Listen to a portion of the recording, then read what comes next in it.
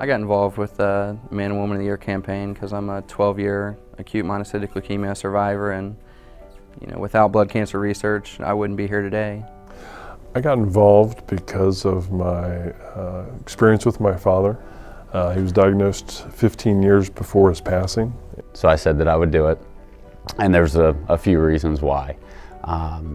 My wife is a survivor, so after watching her go through what she did, I kind of wanted to do something for her because of how she handled everything. She did great, and she made it better for me. My nephew was the hero last year.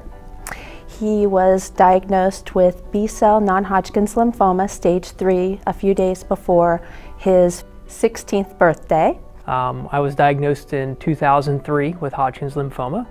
At that point in time, our world, Lori, my wife, and I's pretty much turned upside down. She was 7 months pregnant with our first child, and all of a sudden I couldn't work. I had all kinds of things that life had thrown at me. So it's kind of why we've always given ever since, is because it helped us through a very tough time.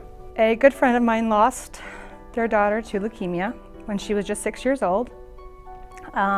His name's Joe Fiorita, and his daughter Sarah died in 2006 from AML and ALL. I worked with Sarah's dad in the ICU at Good Samaritan Hospital, and we lived that journey with him for 2 years while Sarah was sick. She was diagnosed in 2004, and we grieved with him when she died in 2006.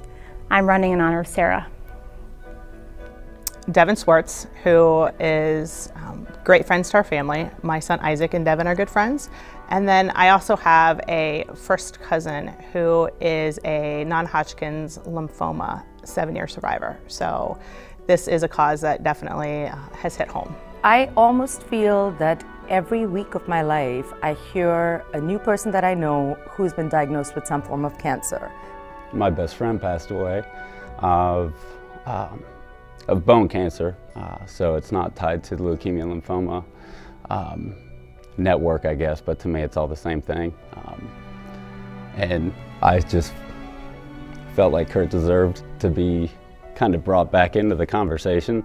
In the past, when I've been there to help Scott and Alexis, I was able to walk away and go back to my family, and I was able to go about my day. And through this experience, through the 10 weeks of this campaign, I lived it every day.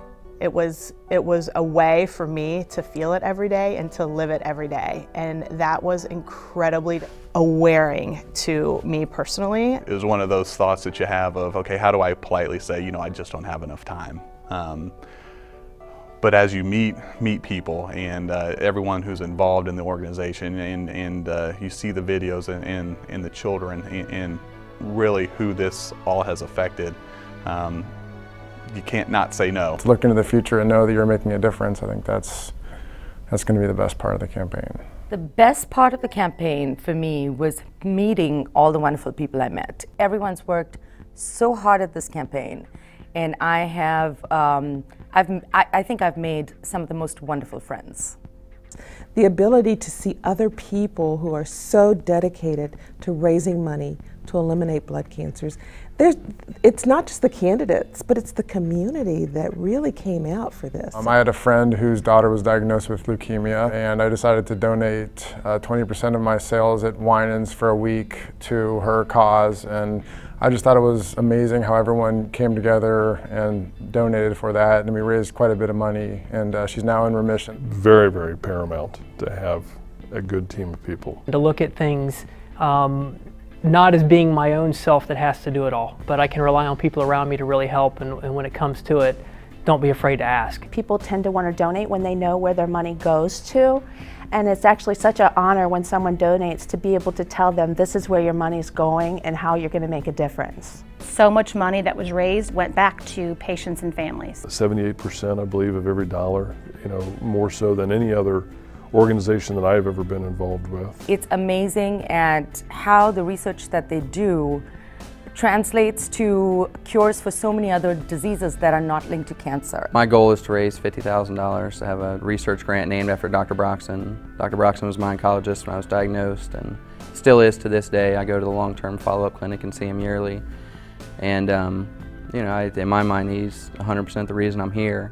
This campaign and this cause, it just really puts things in perspective and really aligns what's really important in life. Just the gratefulness that when I wake up and she's there, she's here.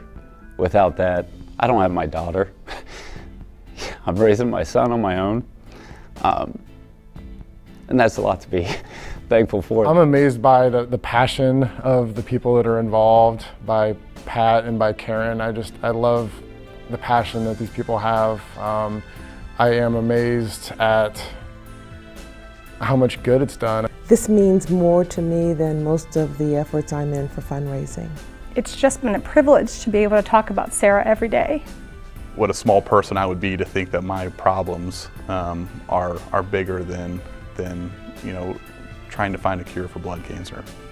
You know, I was hesitant in the beginning to do it just because of the work and having, you know, families and kids and soccer. And I think once you kind of make that commitment and people around you see you make that commitment, they really kind of come out and help. I was really scared going into it, a bit intimidated, felt insignificant, and I was just blown away even halfway through at how much people are willing to help, want to help. 2 years in a row, I sat in those seats in that grand finale and said, I'm not going to raise that kind of money. Why can I do that? And I did, and I am. And I am so excited that I get to help. So the next time I get an opportunity to help somebody, I'm not just going to walk away.